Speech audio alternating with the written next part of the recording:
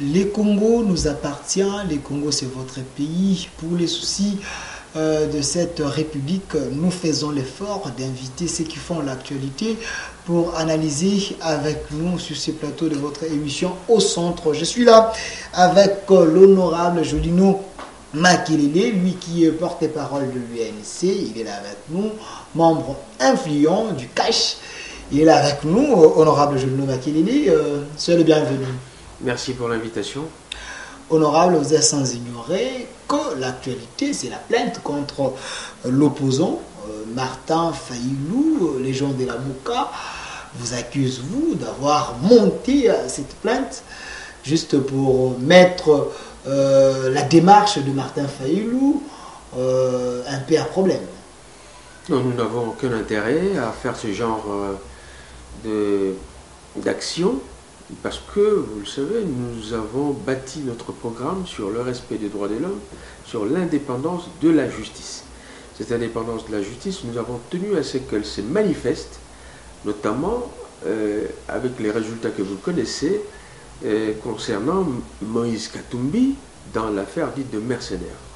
On ne peut pas, d'une part, nous reprocher d'interférer, de ne pas interférer dans le cours de la justice, et dire le contraire en ce qui concerne Martin Fayulu.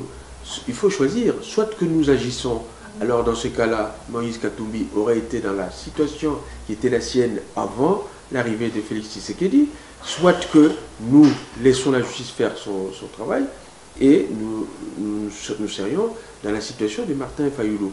Mais je pense qu'il s'agit ici d'un problème de victimisation.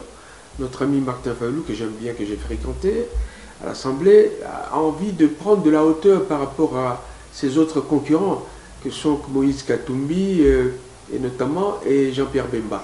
Alors, il doit tout faire, ce d'autant plus qu'il n'a pas de chance.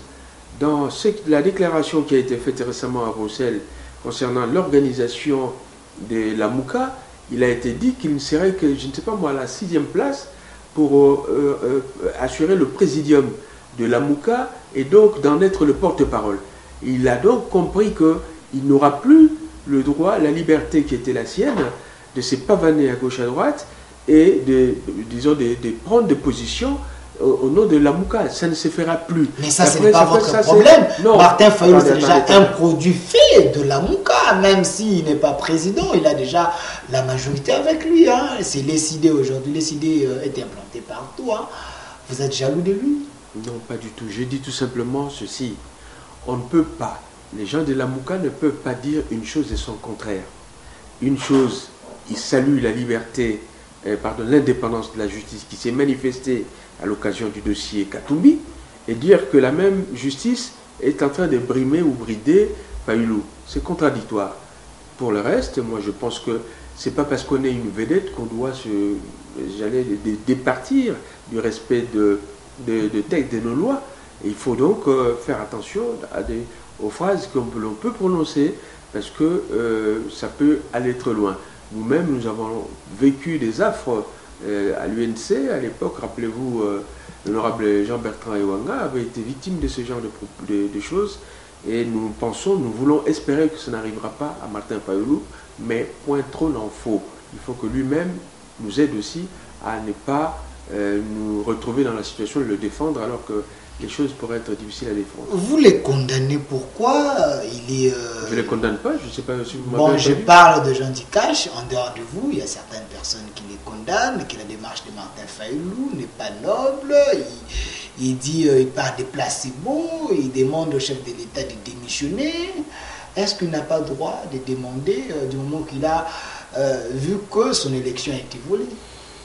Mes chers amis, moi je ne sais pas, c'est un combat d'arrière-garde perdu d'avance. Mais je sais quel est l'objectif de Martin Fayulu. Martin Fayulu tient à ce que le petit leadership qu'il vient d'acquérir au sein de la Mouka soit, j'allais presque dire, consolidé. Il doit donc exister par rapport à Katumbi et par rapport à Jean-Pierre Bemba. Il doit se détacher d'eux en termes de popularité en manière telle que le moment venu, en 2023, il soit incontournable, que ni Moïse Katumbi ni Jean-Pierre Bemba ne trouvent des velléités de vouloir lui contester le leadership de la Mouka. Mais ça, c'est les problèmes de la Mouka. Nous, à l'UNC, qu'est-ce qu'on a à voir avec ça? Qu'est-ce qu'on a à voir? Si lui, il continue ce combat de la vérité des urnes, mais d'autres personnes au sein de la Mouka, et la grande majorité, ont cessé avec ce combat des urnes. Ils appellent M. Félix Tshisekedi, Monsieur le Président de la République. Lisez les communiqués de la Mouka, remerciant, félicitant le Président de la République pour l'indépendance de la justice qui s'est manifestée à travers le dossier Katumbi. On l'appelle M. Félix Tshisekedi, Président de la République. On ne l'appelle pas M. Félix Tshisekedi tout court. Vous parlez et donc, pour nous, ce combat-là est fini. Les Américains l'appellent Monsieur le Président Félix Tshisekedi. Les Français, la même chose. Les Belges. Même le clergé catholique, Monseigneur Fridolin Mbongo, le cardinal Monsengo, ils appellent Félix Tshisekedi Monsieur le Président. Donc le combat est fini. Il ne reste plus que dans la tête de Martin Fayulu. Restons dans la Mouka. Les gens de la Mouka aussi pensent que vous avez votre pion là-bas, Moïse Katumbi. Voilà pourquoi vous êtes en train de les faciliter. Même s'il a été condamné à 3 ans de prison sous votre régime. Vous parlez de l'état de droit, mais vous annulez les condamnations comme ça, du moment qu'il y avait des preuves tangibles de mercenaires, ainsi de suite. Moïse Katumbi n'a jamais été condamné sous notre régime, non. Nous venons à peine d'accéder au pouvoir et seulement à la présidence de la République. Donc c'était sous le régime Kabila. Maintenant que entre eux, au sein de la Mouka, ils commencent à s'entre-accuser de trouver en telle personne une top. Moi je pense que c'est ce qui arrive souvent quand les violons ne s'accordent plus. Mais tout ça est secondaire par rapport aux priorités des Congolais. La vraie question qui doit être posée à Martin Fayulu est celle-ci. Question à laquelle aucun membre de la Mouka n'a jamais répondu chaque fois que je vais la poser. Monsieur Martin Fayulu, rêvons, vous êtes élu président de la République. C'est vous qui êtes élu président de la République. Dites-nous, au regard de la configuration de l'Assemblée nationale aujourd'hui, du Sénat à venir et des institutions telles qu'elles existent, dites-nous, monsieur Fayulu, comment alliez-vous agir différemment de ce que fait Félix Tshisekedi et en mieux? Dites-les-nous comment. Si ce n'est pas vous qui le dites, parce que vous n'aurez pas le culot de venir répondre à cette question. Sinon, et j'ajoute, en respectant nos textes, la Constitution et les lois de la République, comment auriez-vous agi, vous, par rapport à ce que vous reprochez à Félix Tshisekedi? Félix Tshisekedi, j'espère qu'on va en parler. Vous avez vu son programme, et le programme de 100 jours qu'il a initié en attendant qu'il y ait un gouvernement. Nous allons en parler. Je réponds à la place de Jean de la Mouka parce que j'étais avec Mike Mukeba ici. Oui. Il était en face de Norbert Yamba. Il a dit si Martin Fayulu était là, il n'allait pas se tromper dans les désordres que vous avez fait avec Joseph Kabila. Il allait agir autrement parce que lui, il n'aime pas faire des deals comme vous l'avez fait en donnant la majorité à l'FCC, en conservant le pouvoir. Vous êtes nommé, donc il ne peut pas se tromper là. Parlons de 100 jours du chef de l'État. Non, attendez. Vous en avez parlé. Vous pensez bien que je ne peux pas laisser passer des choses aussi graves. Je termine ma question, vous allez ramasser les deux. 100 jours, je vais y arriver. Ok, évoluez. Mais je vais vous dire ceci. Attendez, il n'a pas répondu à la question. D'abord, nous ne sommes pas, j'allais dire, accommodés pour ne pas avoir la majorité à l'Assemblée nationale. C'est quoi ça comme autoflagellation? Nous ne pouvions pas le faire. Tout ça, c'est du nanga tokui. Bon, ça c'est de un. Deuxièmement, la vraie question est celle-là. Lui, il n'aurait pas agi, j'allais presque dire, en harmonie avec Kabila. Qu'aurait-il fait? Ils ne répondent pas. La Constitution étant là, déterminant les prérogatives du chef de l'État, les prérogatives du gouvernement et les missions de l'Assemblée nationale et le rôle de l'Assemblée et du Sénat. Un chef de l'État nommé selon les gens de la Mouka. Attendez. Moi, je vous dis maintenant, vous avez Martin Fayulu élu. Qu'est-ce qu'il ferait, lui? Pas nommé, allez, entre guillemets, comme ils disent, même élu. Qu'est-ce qu'il aurait fait, lui? Mais il faut poser la question. C'est vous les journalistes. C'est la question qu'il faut poser et à laquelle vous n'aurez aucune réponse. J'aurais souhaité que Mike Mkeba soit là, parce qu'une fois je vous avais invité, vous avez décliné l'offre parce que vous avez d'autres engagements. J'avais d'autres engagements. Voilà. Je l'ai déjà affronté sur des... Voilà, je vais chercher à ce que vous puissiez encore se rencontrer avec lui pour avoir les amples détails. Mais répondez à la question des 100 jours, parce que votre champion, Félix Tshisekedi, président de la République, les 100 jours, d'autres personnes pensent que c'était un projet cosmétique, il n'y a eu rien, il n'y a pas eu une réalisation palpable. Votre lecture? Monsieur, je pense que, comme on dit souvent, à bon mentir qui vient de loin, il faut vous imaginer quelqu'un qui n'était pas ici à Kinshasa, qui était, je sais pas moi, en Europe ou dans un autre pays, il y a 4 mois. Quelqu'un qui était passé avant son départ pour l'étranger par l'avenue Sayo, entre Ngiri, Kasavubu et Lingwala. Et qu'ils prennent maintenant un véhicule entre l'avenue Kasavubu et le boulevard Triomphal. Si celui-là n'aura pas constaté qu'il y a quelque chose qui n'est plus comme ce qu'il avait vécu avant, c'est qu'il est borgne ou qu'il est aveugle.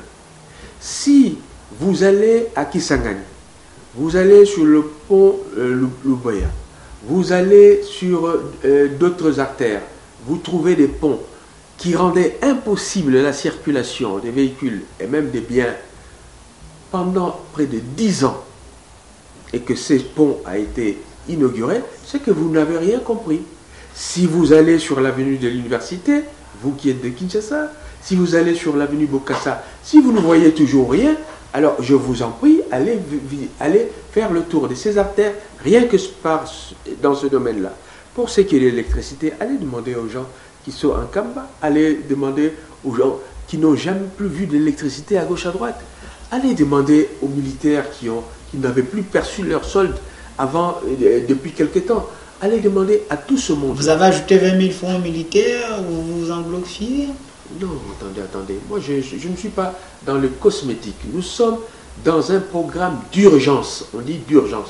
C'est-à-dire en attendant que le gouvernement entre en action et qu'un programme complet soit débattu entre le président de la République et le Premier ministre.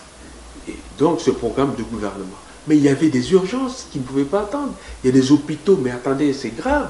Allez voir le phénomène, tout ce qu'on a fait avec Ebola, vous n'en croirez pas vos yeux. Allez demander aux gens qui sont... 1008 personnes décès sous votre régime. Programme d'urgence, qu'est-ce que vous avez fait? Autant de décès comme ça. Attendez, parce que... Calais, on voit toujours de naufrages. Ah oui, mais si vous n'avez pas compris que quand on va régler le problème de routes et des ponts, on aura réglé aussi le problème de navigation sur le lac Tanganyika ou sur le lac Kivu. Si vous n'avez pas ça à l'esprit, vous ne comprendrez pas. Mais je ne veux pas rentrer dans les esprits de tout le monde, malheureusement. Honorable Julien Makile, le Congo, ce n'est pas seulement le Congo central et Kinshasa. Nous avons 26 provinces. Je viens de vous parler de Calais, non? Avec la construction des ponts. Pas plus de 5 provinces que vous avez citées ici. Mais attendez. La route Mbujima et Kananga, c'est pas Kinshasa, ça. Ça, c'est du concret, monsieur. C'est du concret. Après, les gens quitteront Kananga pour venir à Kinshasa en véhicule. Vous avez vu ça où? Dans l'assiette de Congolais, qu'est-ce qu'on sent? Le pain aujourd'hui, c'est à 400 francs. Sous votre régime, pas de marche. Monsieur, je veux quand même que je vous connais trop bon journaliste. Vous avez dit le programme d'urgence, on aimerait quand même voir. Je vous connais trop bon journaliste pour ne pas vous rendre compte que les aspects relatifs, j'allais presque dire, au pouvoir d'achat dans le sens basique du terme, relèvent du gouvernement, de la politique économique du gouvernement, et non pas du président de la République. Ça, il faut quand même que vous ayez ça. Mais l'urgence, c'était dans tous les domaines. Le président de la République ne régule pas le prix du pain. Le président de la République intervient en amont. Lorsqu'il y a des difficultés... Il donne l'impulsion. Il donne l'impulsion, mais lorsqu'il y a des difficultés, lorsqu'il y a des problèmes relatifs à des charges, à des impôts, à des taxes qui peuvent asphyxier l'économie, il peut intervenir. Il peut donner des orientations. Lorsque la monnaie circule à flot, il peut donner des orientations pour qu'on réduise cette circulation. Donc voilà les limites de la fonction du président de la République par rapport aux missions dévolues au gouvernement. Et je veux bien que vous, comme d'autres, ne confondiez pas cela. Merci, honorable Julno Makelele. Selon vous, le programme des 100 jours, c'était positif? Mais attendez, demandez à ceux qui vivent cela pour qu'ils vous disent si c'est positif ou pas. Débarrassez-vous de vos préjugés et surtout de ceux qui pensent qu'il faut avoir été d'un bord politique ou suivre tel pour dire, dites-nous qu'est-ce que... Attendez, il faut quand même préciser que ce programme de 100 jours a été fait en autofinancement. C'est-à-dire que les Trésors a sorti un programme de près de 300 millions de dollars. Les Trésors, c'est-à-dire tout ce qui est les services de régie, les services d'assiette, etc., ont produit pour l'État 200 millions de dollars. La FPI a produit près de 70 millions et le FONER près de 30 millions. C'est du jamais vu. Quand vous demandez aux gens du FONER, des FPI, quand on leur a dit est-ce qu'il y a l'argent pour faire tel projet, ils nous ont dit il y en a. Alors les gens les dirigeants, le président de la République, son directeur de cabinet et d'autres technocrates se sont étonnés. Comment il y a l'argent pour faire ça et on laisse le peuple congolais dans la misère, dans la situation où ils ne savent pas végéter. Les gens demandaient la route qui moindra, les hôpitaux. Mais attendez, c'est grave. C'est dire que ce qui manquait est là. C'est la volonté politique. La volonté politique, c'est l'élément capital du changement. Vous avez la volonté politique, vous les cachez. C'est vrai, on est en train de voir chaque jour à la télévision, il y a des marches, les entreprises publiques, les gens réclament, les arriérés. Qu'est-ce que vous faites? Parce que chaque fois nous voyons tout cela à la télévision, vous devez quand même régler, c'est des changements. Attendez, ça c'est déjà une manifestation importante. C'est le signe que le changement est vraiment là. Vous avez vu où, vous, dans les entreprises publiques, les gens faire des marches, tout ça, ça n'existait pas. On les brimait, on les bridait. Les PDG, les ADG, les PSA, c'était des tout-puissants. Là, maintenant, le tout-puissant ADG de Transco, il a été mis à la porte. Le tout-puissant DG de l'ARPTC, il a été mis à la porte. Le ministre qui pouvait se permettre de distribuer à volo des parcelles de manière non légale, il a été mis à carreau.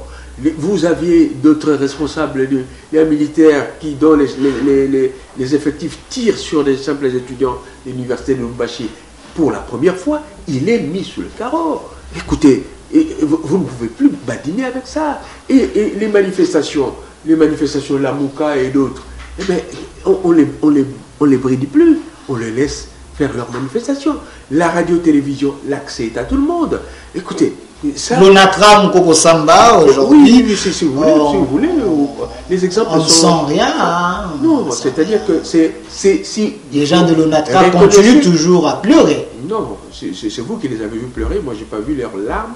Mais c'est ce dont je suis sûr, que ce soit à la SONAS ou à l'ONATRA ou ailleurs, allez voir comment ils sont contents de voir que cette fois-ci, l'État s'est manifesté. Et ce n'est pas un État qui fait la discrimination, c'est là que le DG vient de telle province ou qui a des accointances avec tel haut responsable du pays. Voilà, Monsieur Julno Makelele, nous envolons, on est en train de s'envoler avec vous dans l'actualité. Vous êtes sans ignorer que les Congolais sont en train d'attendre le nouveau gouvernement. Comment pouvez-vous essayer un peu de nous expliquer, parce que selon l'accord Jean-Marc Kabound et Némi Moulania, la question de l'informateur, il ne faut plus en penser, c'est déjà dépassé, mais en violation de la Constitution. Toujours, à quand le nouveau Premier ministre? D'abord, je dois préciser ici que ce qui a été dit à propos de l'informateur, il faut quand même préciser que le président de la République, en vertu de l'article 78 de la Constitution, nomme le Premier ministre au sein de la majorité parlementaire. Okay. Et que si cette majorité ne semble pas se dessiner et qu'il y a lieu à faire une coalition, le président de la République peut nommer un informateur pour rechercher cette coalition. Mais si la volonté des parties prenantes s'est déjà exprimée, à travers notamment les députés qui, de manière individuelle, ont montré qu'ils sont prêts à constituer une coalition ou à représenter une majorité parlementaire. La tâche du président s'en trouve allégée. Et que donc, il appartient au président maintenant de trouver l'oiseau rare. L'oiseau rare, c'est la personne qui doit incarner le changement qui a été appelé de ses voeux par la population congolaise. En élisant Félix Tshisekedi, les Congolais ont dit « nous ne voulons plus du conservatisme, nous ne voulons plus de la corruption, du népotisme, nous ne voulons plus de l'égoïsme, nous voulons un État fort, un État qui revient, l'autorité de l'État, l'indépendance de la justice, etc. » Bref, il s'agit de trouver l'oiseau rare, la personne qui, au sein de la coalition, pas de la majorité, mais de la coalition. La coalition FCC Cash. Oui, c'est cette coalition-là. Vous allez dégager un ticket, candidat Premier ministre, mais vous, l'UNC, vous avez une autre carte, vous êtes en train de jouer pour que votre champion, Vital Kamerhe, soit les candidats voulus. Est-ce que si Vital Kamerhe aujourd'hui n'est pas proposé comme Premier ministre, vous serez d'accord? Parce qu'il y a d'autres voix qui s'élèvent que Vital Kamerhe a sa place pour aussi devenir Premier ministre. Ça serait une violation de... Je dois vous dire que je suis le représentant attitré qui parle au nom de l'UNC. Ok. Et l'UNC n'a pas manifesté une prétention comme celle que vous exposez. L'UNC est respectueuse de la fonction présidentielle, car le choix du Premier ministre, c'est un choix discrétionnaire qui ne relève que du président de la République. Et non, donc quels que soient les souhaits que nous puissions exprimer peut-être comme tout le monde peut en avoir, mais on ne peut pas entacher la liberté de choix du président de la République. Nous sommes assez mûrs et assez loyaux pour ne pas le faire. Est-ce que ça serait une violation? Je n'ai pas fini avec voilà. Je dirais donc que le Premier ministre doit être choisi au sein de la coalition. À partir du moment où nous avons formé non plus une majorité parlementaire, mais une coalition, c'est-à-dire nous formons un seul bloc, dont le chef est le chef de l'État, il lui appartient de choisir dans cette coalition celui qu'il trouve être en mesure de décliner le programme de changement. S'il se trouve que c'est quelqu'un qui vient des FCC, qui veut s'auto-flageller, qui est masochiste, parce qu'il doit faire quoi? Il doit lutter contre la corruption, éventuellement faire arrêter ceux qui ont été avec lui dans des combines. Mais ce n'est pas l'analyse de Beminakou. Attendez. Si vous ne me laissez pas, le peuple ne comprendra pas. Parlez. Vous aurez tout le temps plutôt que de m'interrompre.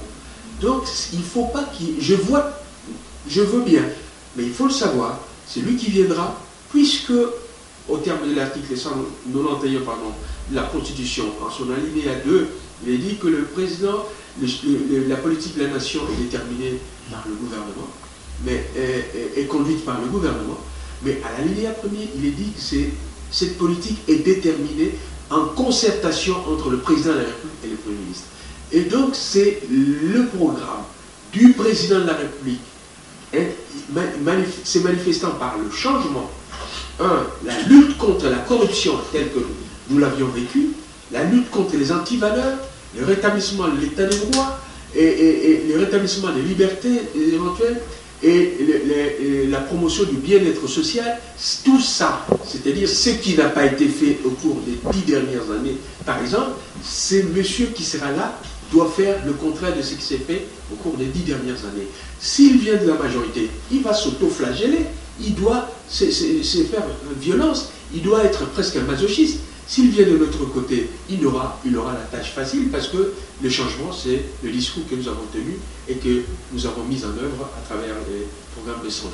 À travers le programme de 100 jours, c'est bien dit, Aimé Kilolo ne pense pas de la même manière avec vous. Selon les gens de l'ancienne majorité présidentielle, ils voient que la personne qui peut avoir ces postes-là du Premier ministre viendra de la majorité, mais la majorité FCC, parce qu'ils ont plus de 300 et quelques députés, il ne faut pas même y penser parce que vous n'avez pas ces droits-là. Nous avons une coalition, monsieur, qui est composée de gens qui ont les fameux 300 et d'autres qui ne l'ont pas, mais dont la totalité fait pratiquement 500. C'est une coalition, ce n'est plus une majorité, la majorité parlementaire correspond à la coalition. Vous comprenez? Et donc, c'est au sein de cette coalition, sans préciser, et puis quelque part, il y a un peu de logique dans tout cela. Mal, pardon, au sein des électeurs, au sein de la population. Les gens se disent, mais c'est quoi ça, cette histoire d'avoir l'institution Assemblée nationale entre les mains du FCC, l'institution Sénat entre les mains du FCC, l'institution, le pouvoir judiciaire, même si nous lui reconnaissons son indépendance, mais personne ne peut imaginer et qu'il n'y ait pas eu quelques, j'allais dire, quelques tours des passe-passe pour créer tel environnement dans l'appareil judiciaire. Et donc, si vous avez l'Assemblée nationale, vous avez le Sénat, vous avez pratiquement, sous réserve évidemment de leur indépendance que je ne conteste pas, l'institution judiciaire, vous avez le Premier ministre, vous avez presque les quatre piliers de nos institutions qui sont entre les mains d'un regroupement politique, ce qui ne serait pas bon pour la nation. Alors, dans votre accord avec le FCC et les CAGE, qu'est-ce qui a été dit? Parce qu'apparemment, vous êtes les perdants dans tout. Vous n'avez pas les institutions, vous n'avez pas les députés provinciaux, vous n'avez pas les députés nationaux. Vous perdez les postes comme ça, les institutions, l'Assemblée nationale, deuxième institution, et vous perdez presque les tout. Est-ce que vous n'êtes pas en train de regretter déjà votre accord? Et puis on se pose la question, l'UNC jusque-là ne se retrouve pas. Est-ce que... Non, attendez. Je commence par le bout de votre dernière observation. L'UNC ne se retrouve pas. Mais l'UNC, nous avons l'institution président de la République. Jusqu'à présent, c'est tout ce que nous avons, nous, de l'opposition, ou nous, de CAGE. Comment voulez-vous isoler l'UNC de CAGE qui a son président de la République? Ça, c'est un. Deuxièmement, parler des élections. Mais écoutez, vous avez vu, vous, quand les élections ont eu lieu, quand la campagne a eu lieu, tous ceux qui ont été élus là, c'est eux que le peuple attendait. Tous ces gens-là, les députés, campagne, ils ont été votés normalement. Moi, je vous dis, je pose seulement la question. Je ne connais même pas la réponse. Mais ce que je sais, c'est que il y en a qui avaient même honte d'afficher, j'allais dire, l'effigie du chef de leur camp et même de leur candidat. Tellement ils étaient vomis par la population. Et vous pensez que ces gens-là, en temps normal, ils auraient pu se faire élire? Non. Et dans les assemblées, vous avez vu comment la corruption a battu son plein. Et non, nous sommes dans une situation tout à fait particulière, mais bon, nous ne voulons pas qu'il y ait, j'allais presque dire, que le pays soit brûlé. Nous tenons à ce que ce pays résiste et que chacun, selon ce que lui confère la Constitution, puisse faire. Ce n'est pas une honte de votre part lorsque vous êtes en train de douter de l'élection des députés nationaux et provinciaux, du moment que le chef de l'État avait blanchi la CENI en disant qu'on prêtait à Nanga les qualifications, mais quand même Nanga nous a prouvé que c'est un garçon brave. Il a fait les élections apaisées, mais aujourd'hui, ça pose encore un problème. Non, je ne parle pas des élections apaisées. Dans la CENI, lorsqu'on parlait de la CENI, je dis tout et les députés élus. Donc, que vous-même, dans votre fort intérieur, vous êtes conscient que... Non, moi je ne suis pas... c'est votre réflexion. Ok, mais je crois qu'il s'en trouve beaucoup de gens pour penser que sans remettre en cause certains de nos collègues ou des amis qui sont élus députés, dont les compétences, les aptitudes et les capacités, l'intégrité sont peut-être reconnues, mais ils sont peut-être moins nombreux qu'on le pense. Et donc, c'est les résultats de ce que quelque part Nanga a voulu. Voilà, merci honorable Géno Makilile. Regardez cette caméra. Qu'est-ce qu'on peut retenir? Le Premier ministre qui viendra, il aura quel profil, vu que vous voulez les changements? Si aujourd'hui on vous présente Mende, Adolphe Lumanou, Alexis Tambour Mamba, ce sont des gens qui méritent aussi, ils ont la méritocratie, vous serez à l'aise? Non, mais à partir du moment où ils font partie de la coalition, qu'il s'appelle Mende, qu'il s'appelle Vital Kamerhe, qu'il s'appelle Lumanu, qu'il s'appelle Kabuya, s'il vient de la coalition, le choix aura été le bon choix parce qu'il fait partie de la coalition. Deuxièmement, mais pour qu'on en arrive à ça, le président de la République doit voir la moralité, la manière dont les gens se sont comportés. Tous ceux qui ont provoqué mort d'homme ou qui ont fait des choses arbitraires, tous ceux qui ont pillé ce pays, tous ceux qui d'une manière ou d'une autre se sont enrichis d'une manière trop voyante, parce que j'allais dire, tous ceux qui ont mis ce pays par terre, l'éducation, la santé, et tous ceux qui sont reconnus comme étant des gens qui ne sont pas à leur place, qui n'ont pas défendu l'intégrité du pays. Vous voulez que ces gens-là puissent être des modèles pour que demain, ils viennent répéter ce qu'ils ont fait hier? Je ne le pense pas. Merci, c'était votre dernier mot. Mais je pouvais poser la question, mais pourquoi avoir fait la coalition avec de telles personnes si vous croyez qu'ils n'étaient pas de bonnes personnes? Merci. Parce que vous n'avez pas appris que Jésus s'est promené également avec des pécheurs. Merci, honorable Julio Makelele, c'est aussi votre mot de la fin. Merci de nous avoir honorés. C'est moi. Sur ce plateau, j'étais avec l'honorable Julio Makelele, il est porte-parole de l'UNC, membre influent du CACH.